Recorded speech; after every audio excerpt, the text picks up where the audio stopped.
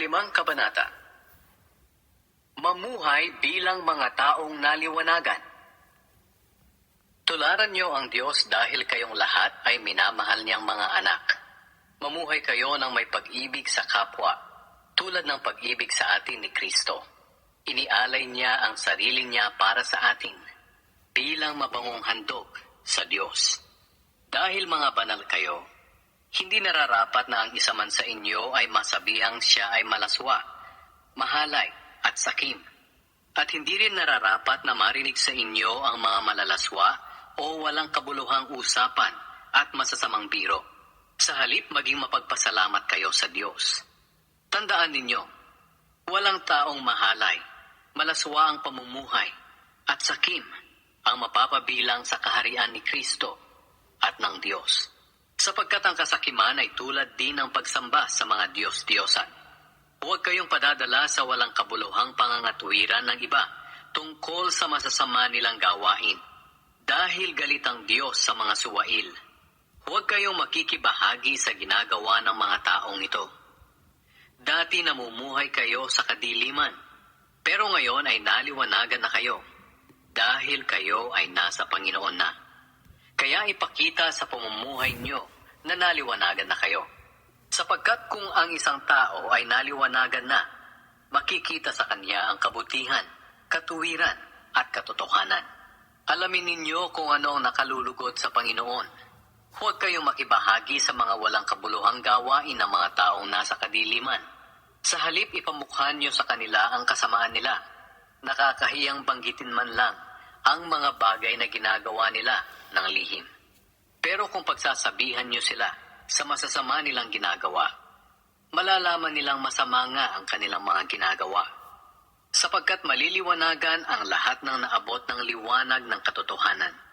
Kaya nga sinasabi, gumising ka, ikaw na natutulog. Bumangon ka mula sa mga patay, at liliwanagan ka ni Kristo. Kaya mag-ingat kayo kung paano kayo namumuhay. Huwag kayong mamuhay tulad ng mga mangmang, kundi tulad ng marurunong na nakakaalam ng kalooban ng Diyos. Huwag ninyong sayangin ang panahon nyo. Gamitin nyo ito sa paggawa ng mabuti, dahil maraming gumagawa ng kasamaan sa panahong ito. Huwag kayong magpakamangmang, kundi alamin nyo kung ano ang kalooban ng Panginoon na gawin ninyo. Huwag kayong maglalasing dahil nakakasira ito ng maayos na pamumuhay. Sa halip, hayaan ninyong mapuspos kayo ng banal na espiritu. Sa pagtitipon nyo, umawit kayo ng mga salmo, himno, at ng iba pang mga awiting espiritual. Buong puso kayong umawit at magpuri sa Panginoon. Lagi kayong magpasalamat sa Diyos Ama sa lahat ng bagay, bilang mananampalataya ng ating Panginoong Hesukristo. Aral sa mga mag-asawa. Magpasakop kayo sa isa't isa bilang paggalang kay Kristo. Mga babae, magpasakop kayo sa inyong asawa, gaya ng pagpapasakop nyo sa Panginoon. Sapagkat ang lalaki ang siyang ulo ng kanyang asawa, tulad ni Kristo na ulo ng iglesia na kanyang katawan, at siyang tagapagligtas nito.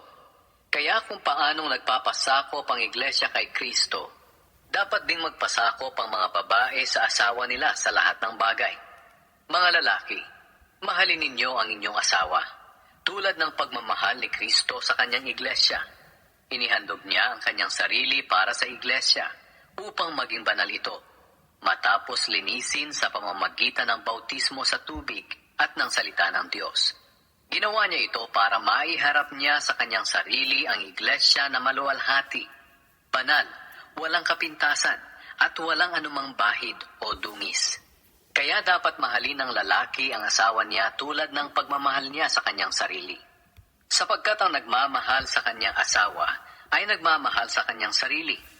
Walang taong nasusuklam sa sariling katawan. Sa halip, pinapakain niya ito at inaalagaan.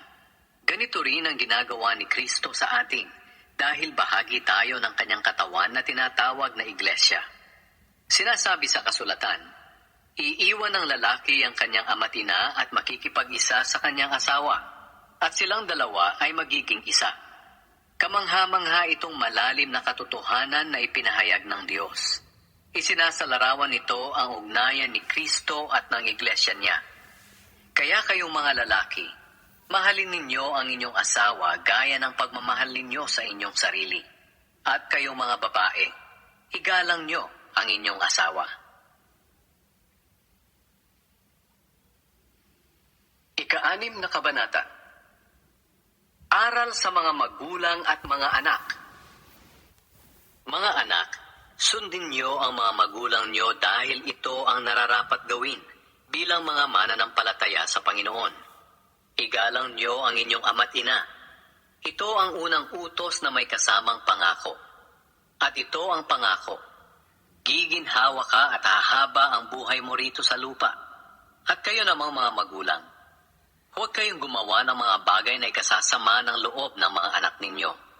Sa halip, palakihin ninyo sila ng may disiplina at turuan ng mga aral ng Panginoon.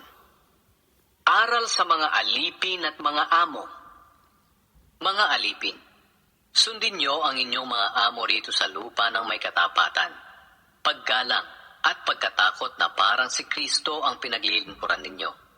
Gawin nyo ito ng kusang loob, hindi dahil nakatingin sila para sila'y malugod, kundi dahil mga alipin kayo ni Kristo na gumagawa ng kalooban ng Diyos. Maglingkod kayo ng may mabuting kalooban na para bang ang Panginoon mismo ang pinaglilingkuran nyo at hindi ang tao. Alalahanin ninyong gagantimpalaan ng Panginoon ang bawat isa ayon sa ginawa niyang mabuti, maging alipin man siya o hindi. At kayo namang mga amo, tratuhin ninyo ng mabuti ang inyong mga alipin at huwag ninyo silang tatakutin o pagbabantaan. Dahil alam naman ninyong kayo at sila ay may iisang amo sa langit at wala siyang kinikilingan kahit sino. Mga kagamitang pandigma na kaloob ng Diyos. At bilang pangwakas, magpakatatag kayo sa Panginoon sa pamamagitan ng dakila niyang kapangyarihan. Gamitin niyo ang lahat ng kagamitang pandigma na ibinigay sa inyo ng Diyos para malabanan niyo ang mga lalang ng Diablo. Sapagkat ang kalaban natin ay hindi mga tao, kundi masasamang espiritu sa himpapawid, mga pinuno, may kapangyarihan at mga tagapamahala ng kadilimang namamayani sa mundong ito. Kaya gamitin niyo ang lahat ng kagamitang pandigma na ibinigay sa inyo ng Diyos. Para sa oras na dumating ang kasamaan, ay magawa ninyong makipaglaban, at pagkatapos ng pakikipaglaban, ay manatili pa rin kayong matatag. Kaya maging handa kayo. Gawin ninyong sinturon ang katotohanan. Isuot nyo ang pagkamatuwid bilang pananggalang sa dibdib ninyo. Isuot nyo bilang sapatos ang pagiging handa sa pangangaral ng magandang balita na nagbibigay ng kapayapaan. Hindi lang iyan, gamitin din ninyo bilang panangga ang pananampalataya ninyo para hindi kayo tablan ng mga panunukso ni Satanas na para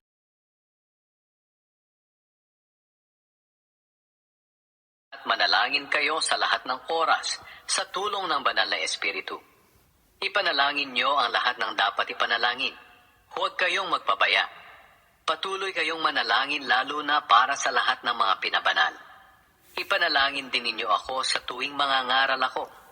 Nabigyan ako ng Diyos ng wastong pananalita para maipahayag ko ng buong tapang ang magandang balita na inilihim noon.